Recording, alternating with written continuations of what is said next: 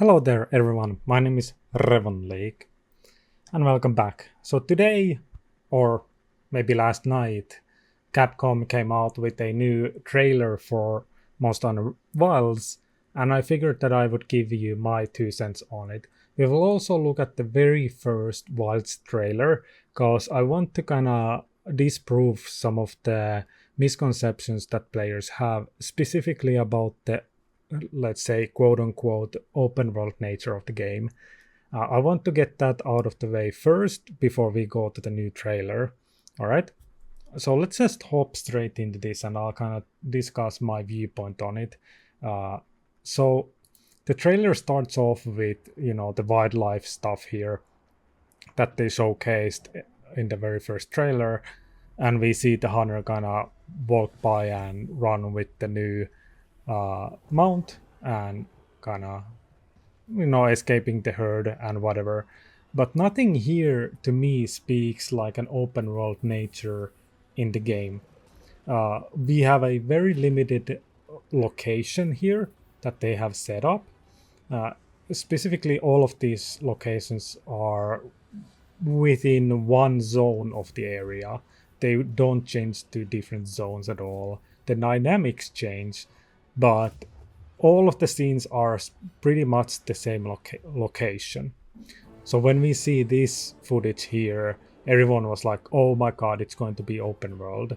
No, not by a long shot, I have to say that. So even if we look at this shot right here, the best we can look at is, the greenery around the area, the leaves, the trees in the distance. Like the most distant tree you can see is pretty much on the left side here. And sure, you can probably run over there. And on the right side, you can probably go over here at the sandy plains where the hunter kind of ran through here with the herd, right? And we won't be able to cross over this huge whatever monocle monument, I guess is the name, but whatever this rocky mountain here, we won't be able to kind of cross over that or go behind it or anything. Mostly the area is covered here. So let me kind of go back here in the footage so we can kind of see. So we are high up currently in the rocky location that they showed, and if we go here back to this, we can see that on the top left here, this is actually where we were standing on. So nothing here to me shows that there is like an open world nature to this game. All of these rocks and mountains here, they really look like they're just sandboxing you in within these rocky mountains, so you won't be able to cross over those mountains so easily, even though they show in this situation here where they jump around these rocks, right? So here they go to these rocks, but this is just a pathway to on top of the little mountain thing that we see here. Where was it? So over here. So it's just a pathway here on the left side that leads on top of these rocks, right? So when we end up on those rocks, we are pretty much seeing the hunter was between these two little, or in this ravine, I guess. And yeah, there's really nothing here that shows to me that, oh, it's going to be an open world. If we look at like the far distance, I can say for certain, as someone who has been playing a lot of video games, that these are the distant objects are just LODs, very low poly objects in the distance, and you won't be able to traverse all the way there. You might be able to, as we see the little green trees over here, you might be able to go there, but not traverse the mountains or anything. You can't fly over them or anything. And even your mount is not able to actually fly. It can glide, but not fly. So yeah, that out of the way, let's hop into the next trailer, which is the newest one. Let me close this and open up this one. All right. So here we go. So in the new trailer, we see quite a lot of new things. Again, I must emphasize it's not going to be open world. A lot of people are just hyping it up because it's the new best thing that Monster Hunter could ever do. But honestly, it wouldn't work for a Monster Hunter game if you think about it. Logically speaking, if I want to go hunt, let's say I want to go hunt Barrioth in the snowy plains, you would have to have really fast way to get to the snowy plains. First and foremost, you would have to have a teleport there or of some kind, or you would have to have a really fast flying mount, but neither of these have been shown. So there's no way that the snowy plains would be anywhere close to sandy plains or the volcano area. And let's say that usually when Monster Hunter spawns a monster in the map, it has a limited amount of time that you can hunt it. Even in expeditions, they usually leave after like 20 to 30 minutes. So you would have to hunt it as soon as possible. And if you need parts from a specific monster, you would have to wait constantly. Oh, is it spawning now? When is it spawning? And you would have to traverse there, and then you see some other monster on the other side of the map to spawn, and you would have to traverse there. It wouldn't make sense in a Monster Hunter-esque game, honestly. It makes sense for games like Zelda Breath of the Wild, where you don't have the urgency of hunting something constantly. But in Monster Hunter, it just doesn't work. It just doesn't. So let's hop into this new trailer here. All right. So this has a lot of like in-game footage of the cutscenes. I do love that they have added a voiced Palico for us now. And apparently here, as I paused in a very opportunistic frame, this could be the handler from Monster Hunter World. She has been given a name, but honestly, I'm not entirely sure if they're keeping the same handler or if she just looks similar. For sure, Gamma here, I think it's Gamma or Gemma, on the right side here is 100% a character that is highly influenced by Monster Hunter 4 Ultimate. A lot of her like outfit designs and things of that nature are from 4 Ultimate. Even her jacket is, I think,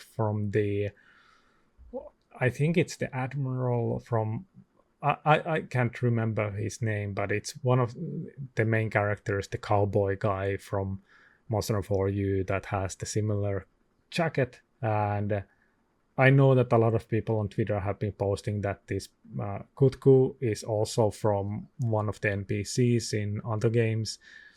I think even this little pouch could be from the who is it? The best handler in Monster Hunter 4 Ultimate. So a lot of her outfit is just straight up for Ultimate stuff. And that's nice. That's nice to see that they're kind of nodding towards 4 Ultimate.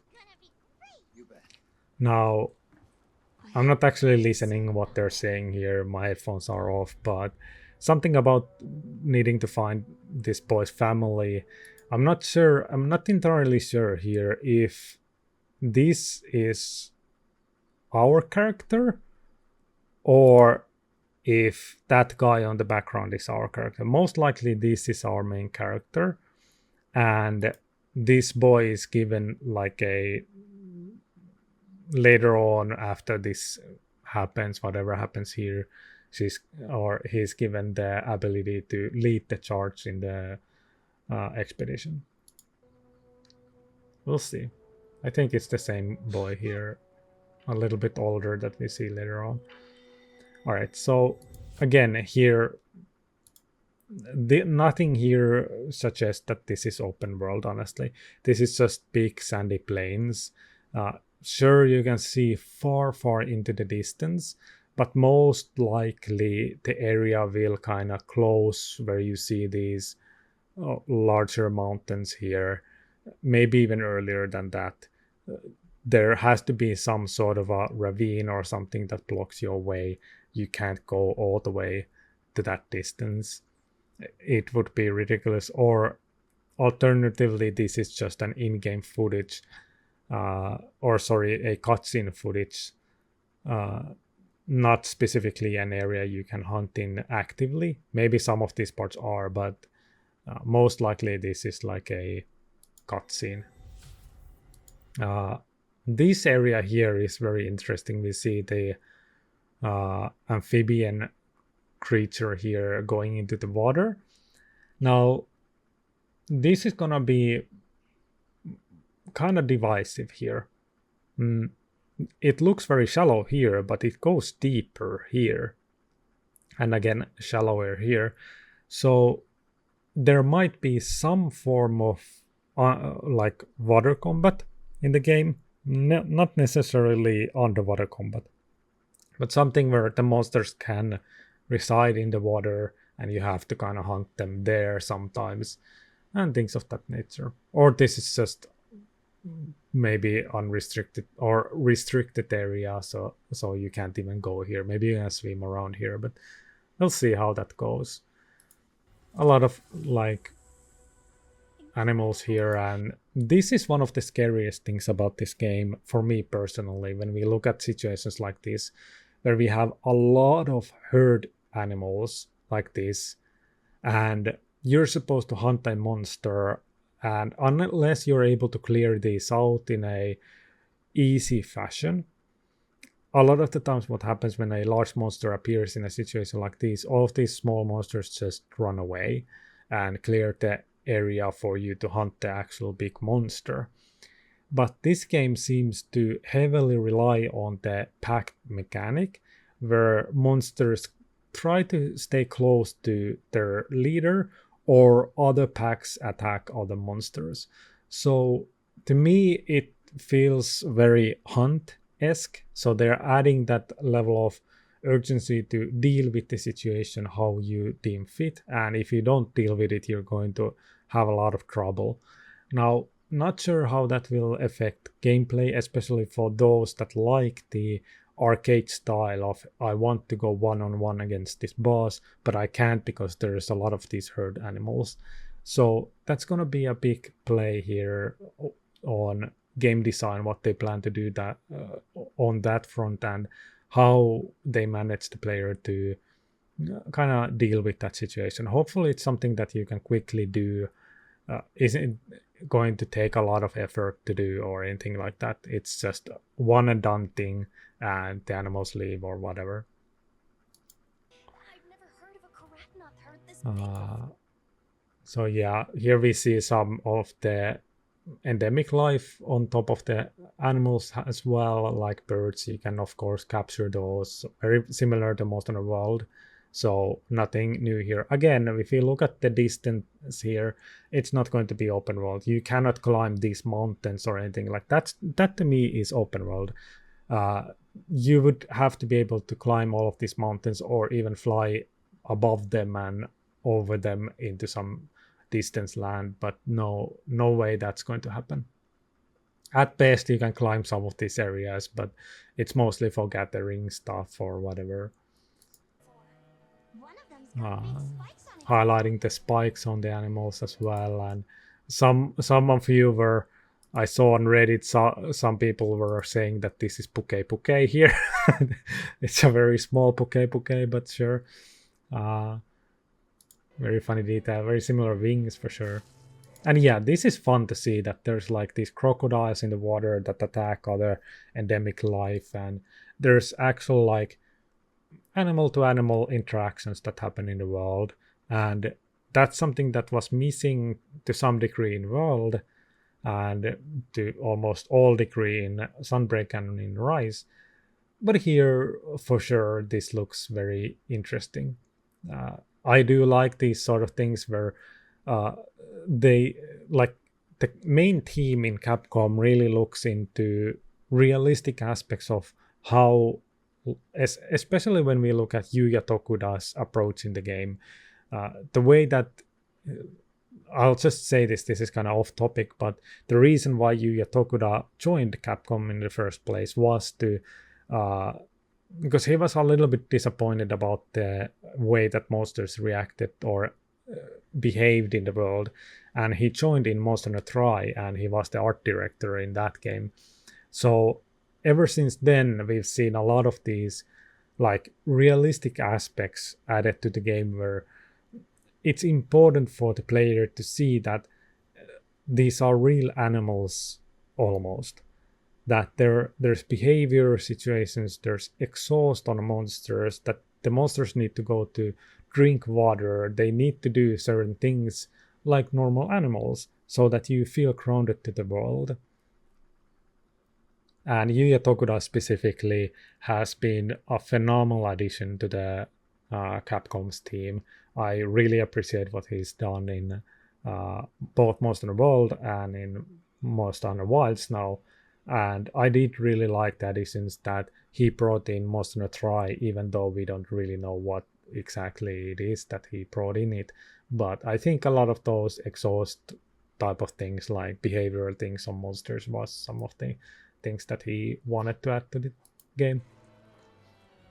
So yeah, here we see a little clip of the environmental changes on weather. So on one day you might see something like uh, you know, a sunny normal day, and when it's nighttime or when it's sandy storm time, whatever weather type this is, different monsters spawn in same location but different monsters, and different monsters take the hierarchy in the ecosystem, which is nice to see because that's normally what happens when certain uh, environmental changes happen. So that's just normal how wildlife works. So yeah, lions will leave a savanna if it becomes something else than a savanna. So this is just normal behavior to me for how monsters would react. Then we see some larger monsters here finally. Even though this is one of the smaller ones, I think this is your first kind of, let's say this is like Great Jagras or something. Most likely like Arzuro's level monster. Maybe a little bit bigger of a threat than that, but still. Really cool looking monster. And here we see the character actually collecting materials from a distance, which is the new ability on the I can't remember that. It's like hook slinger or something like that. I can't remember the exact name. It's on the website that you can look it up, and now you can collect things from a distance, which is nice. I don't really mind that change at all. And movement options here look really good. The character, of course, drops this environmental trap here. We can see the little rock on top of, or below this little crevice here, or whatever rock formation. So he shoots it and drops the boulder at the pact that's running behind the monster. So again, emphasizing the fact that you need to separate the pact from the main monster, which could either be a good decision or a bad decision depending on what you look for in the game. Generally speaking, if this is a forced situation where you have to always separate the pact from the main monster, it's going to divide the community very harshly how we play this game, what we enjoy about the game. So a lot of players enjoy the 1v1 situation, but if we always have to separate the pact from the monster, it's going to be a lot of headache for a lot of players. Most will ignore the pact and deal with it with the monster, but again, that offers different situations, and you will probably rip your hair out just thinking about fighting all of those monsters at the same time. And specifically if there's monsters that have like hard heads or hard exoskeletons that bounce your character's weapons constantly. So that's going to be a huge issue if you're just bouncing constantly from these other monsters when you're trying to hunt the big monster, and you can't deal with the pact as easily as this. So yeah, here we see the sandstorm coming in. Again, this is the same location we see in the first trailer. So this is just the same location basically again. Nothing too major. Here we go run into the sandy area, and apparently in the sandy area there might be some formations of pitfall traps that formate on specific weather conditions. So you might be able to lead monsters to these traps if specific weather conditions arise. So if you see a sandstorm coming, you might be able to lure the monster pack into one of these.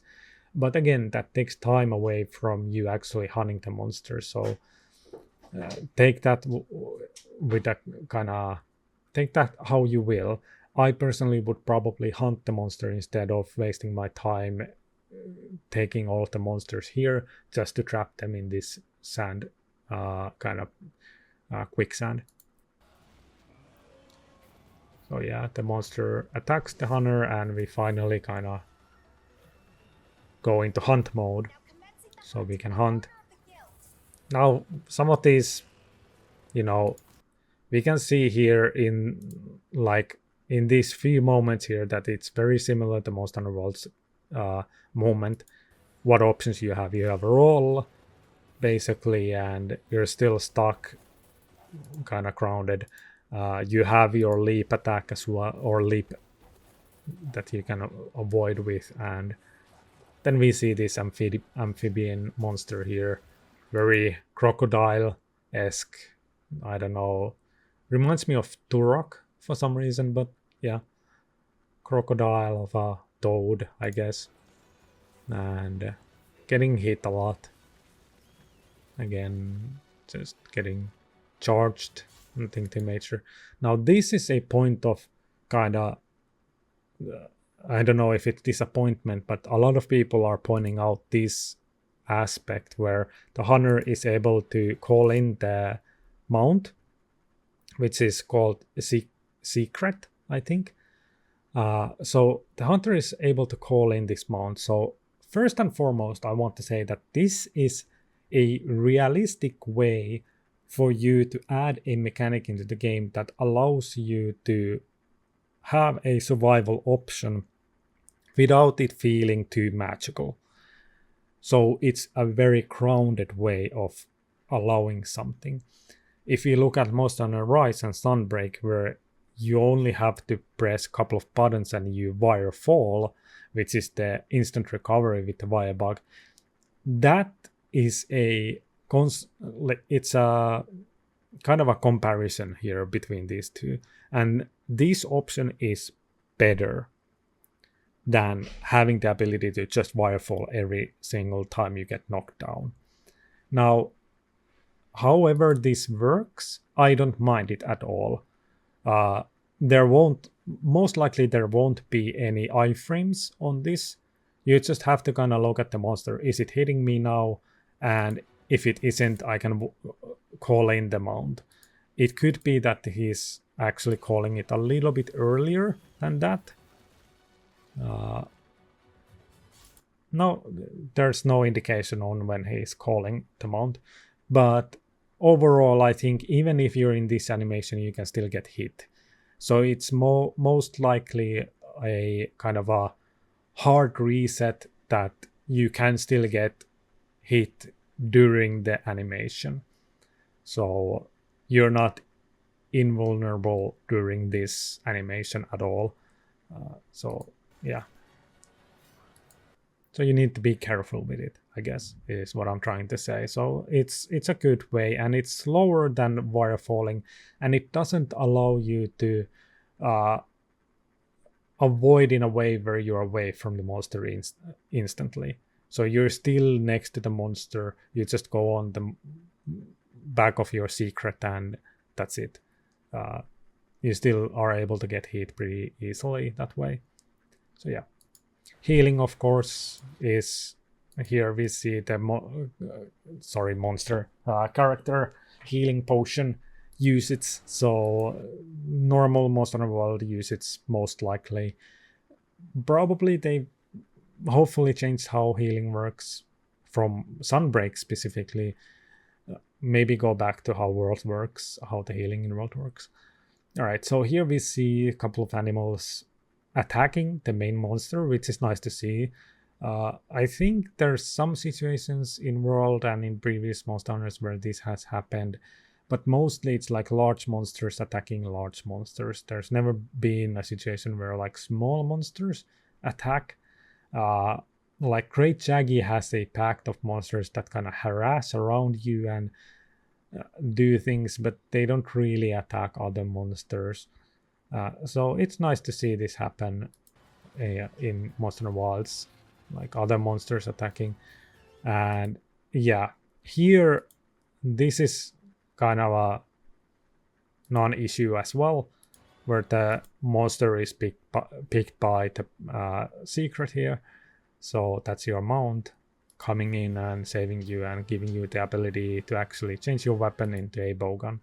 Now, something to keep in mind here is that apparently from the looks of things, you only can have 2 weapons at a time. You can't have all 14 weapons, of course. So you can have 2 weapons. You can have your main weapon and your sidearm, whatever it is. Hard to say if there's an option to have 2 melee weapons. That would be kind of odd, but I don't see why they wouldn't allow that. But so far we've only seen like guns on the holster. Of course he can put his main weapon in there, but it would be kind of interesting to see if 2 melee weapons are possible. Of course you're able to run with your melee weapon and use it on the mount and stuff, and you can put it on hold, but we'll see how that goes. Most likely yes, but I'll have to say it will be interesting to see how it actually works in combat. So the hunter takes out a gun. This is one of my main kind of gripes, that I'm hesitant on how it works, because from the looks of it, you won't be able to change any ammunition or what you're shooting here, but most likely you are able to change your ammunition. And depending on what you're able to do with the light bowgun while mounting, this could cause a lot of havoc. Even though it limits your movement with the mount quite a lot, it slows you down, right? It slows you down. But having the ability to move like this with a bowgun or light bowgun or any gun really, even at this speed, is kind of incredible. If you're able to do things like paralysis, stun, even maybe poison and sleep.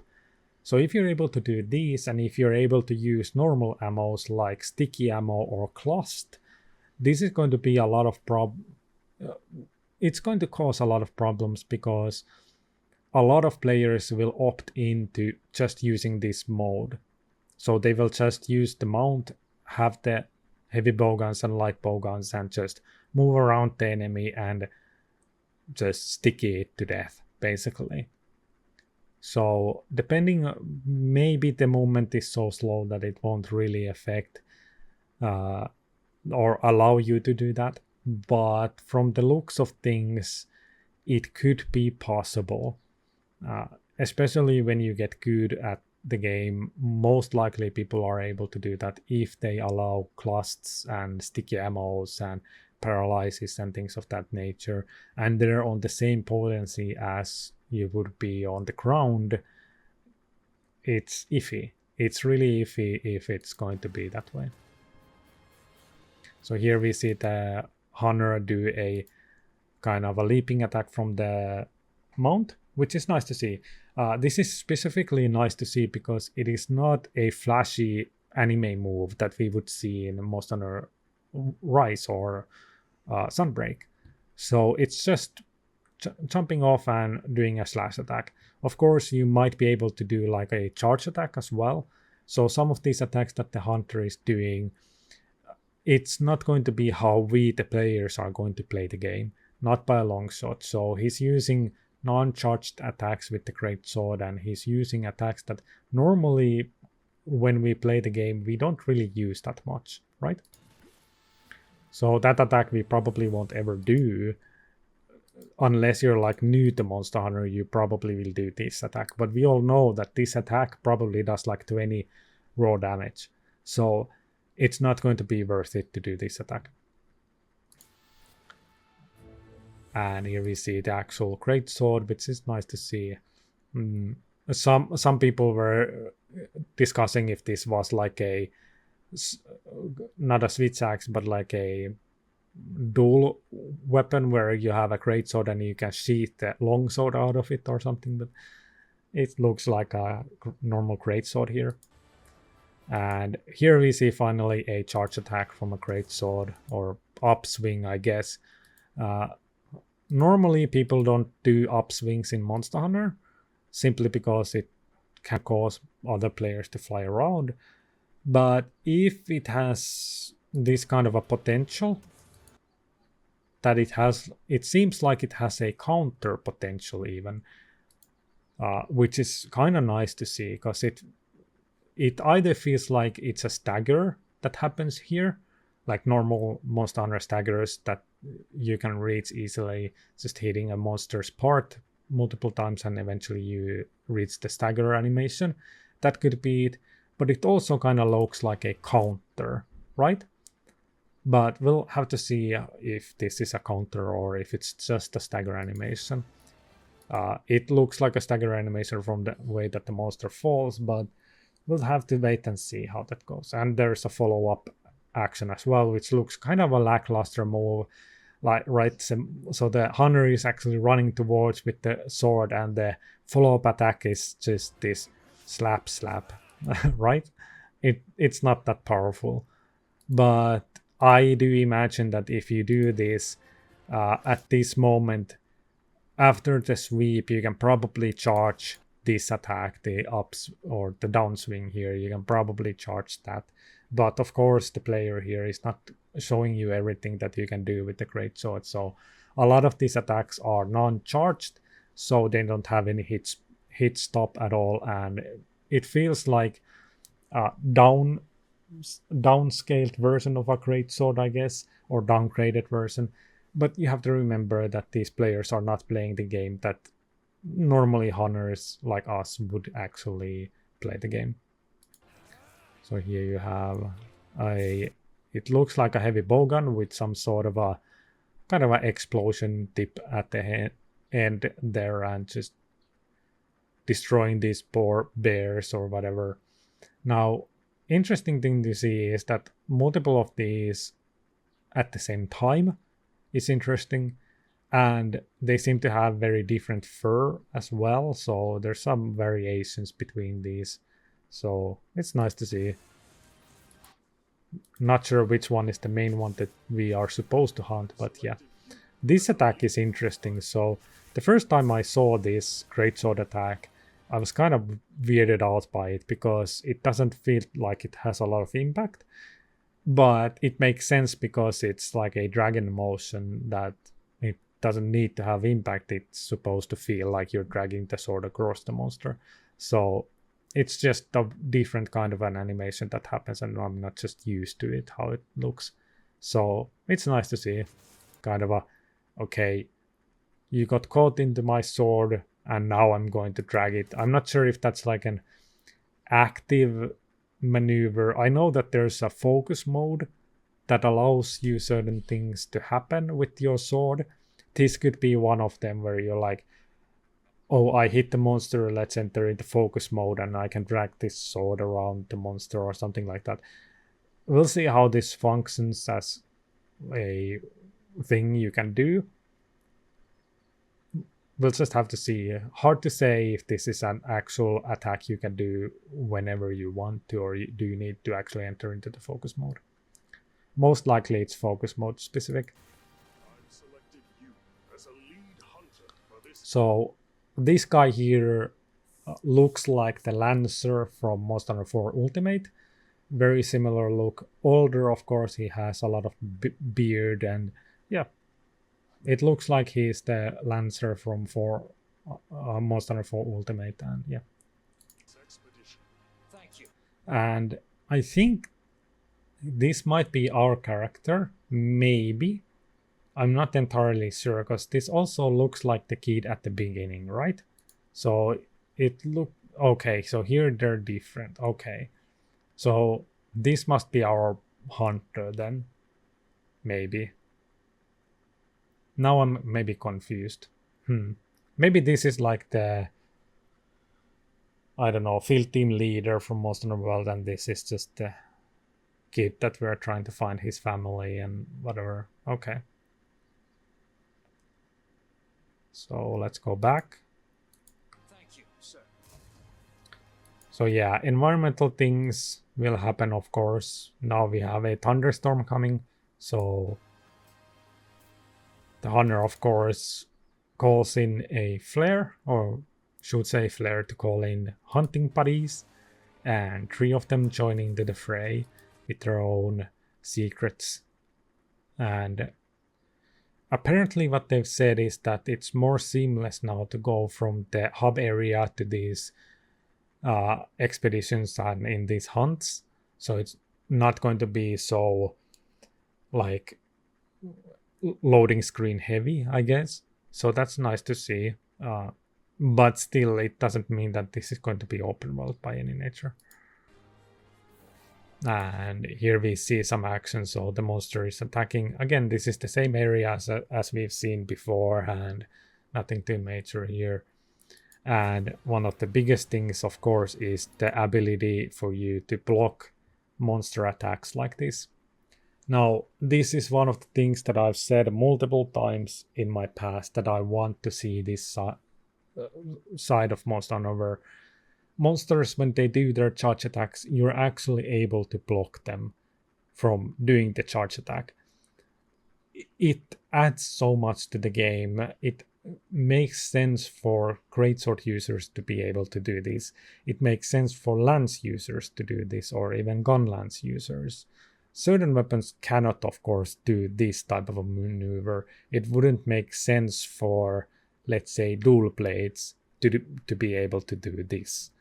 So dual blades probably have something else that is a derivative of this maneuver, but it's different, right? So yeah, I just think this fits Monster Hunter so well. I always wanted this. Most likely this is again focusing on the focus mode, so you have to kind of use the focus mode in order to do this. Probably and hopefully you're able to do these focus mode actions outside of actually entering focus mode, which helps new players. So the description of the focus mode specifically says that it also helps hunters of all stripes to get into the game and get these big attacks in. So it kind of hints to the aspect that, hey, this is optional and you can do these things without the focus mode, but the focus mode is there just to help people out. So if you are still able to do things like these without the help of a focus mode, I'm all for it. So as long as it's an optional thing that we can do if we want, but can opt out to not do, and are able to possibly do without the focus mode as well.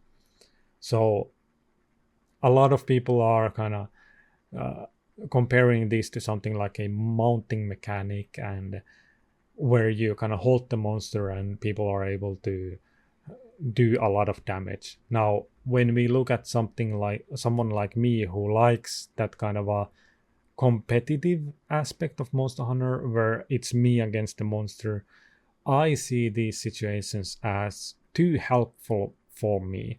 So this situation, if it wouldn't have any negative downside to it, it would be too helpful for me to actively use it. Of course, in random groups, I will probably use it, but when I'm playing with my friends and this sort of a stuff, I would probably avoid it to some extent. It's just my personal enjoyment in the game. So mounting, for example, is something that I avoid when I'm playing with my friends because it takes away from their enjoyment of the game of, hey, I want to hunt this monster, I want to do damage to the monster or whatever. When we look at something like Sunbreak's wyvern riding, and you take the monster, you ride the monster, and you run it all the way to the other side of the map, and all the hunters are just standing there. What the heck are you doing? So that's the sort of thing that I try to avoid as best as I can when I'm hunting monsters. So this isn't too big of a deal because you're just keeping the monster still while the other are able to hunt the monster normally. So it doesn't take anything away, and it looks very dynamic. So it's a good addition. I like it. Now, depending on the kind of a reward aspect of this, so let's say that we are able to do this, and it lasts. If this lasts 30 seconds, 30 seconds of damage of 3 hunters doing just massive amount of damage is crazy. And if it results in a topple of some kind, then it's even bigger of an issue because now you have this mechanic that you're forced to do a lot of damage. See? So a lot of these mechanics, while they look cool, they can have their downsides of, oh, this makes the game way too easy because we're going to just spam this mechanic now. Whenever there's a charge animation, we'll just do this and get a free downtime, right? So I do like it, but please be careful when you use systems like this if you're one of the hunters that like the aspect of hunting something difficult and trying to keep it as difficult as possible. Now, the other side of this, of course, is that this could sap your stamina a lot. So if you go into this animation, your stamina might deplete like almost instantly, right? So you would have to time your dodge away from this attack before your stamina runs out.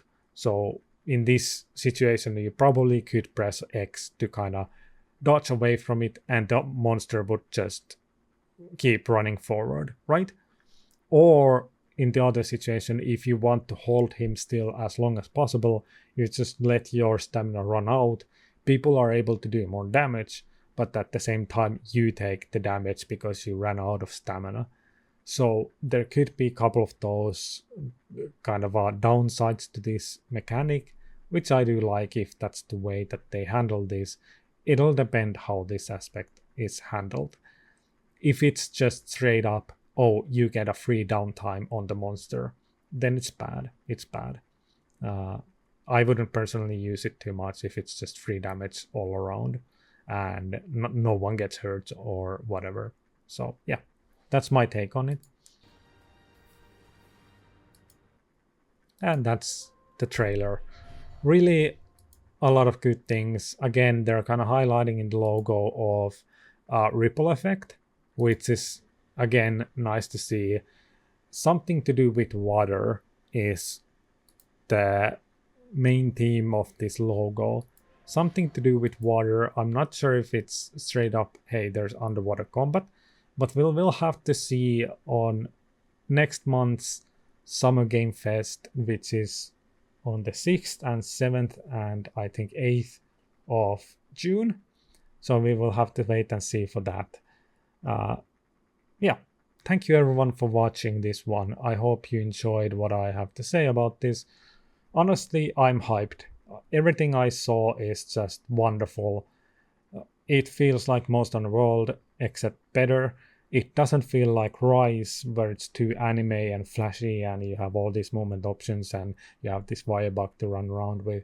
No, it feels more grounded. Even if you have your mount, it's still very grounded and it doesn't let you escape. It lets you just, hey, get on the mount and whatever happens next is, you know, did you read the situation correctly? Did you read what the monster is going to do next? So it's fine with the get up free card, I guess, but it's not free if the monster attacks you. So yeah, everything is good. I'm happy for Monster Hunter. And thank you for the Monster Hunter team, honestly, for making this game. It looks wonderful. I have nothing really bad to say about it. We'll have to wait and see. And there's a couple like the focus mode that I'm kind of iffy about, but we'll have to wait and see. Yeah, thanks and bye bye.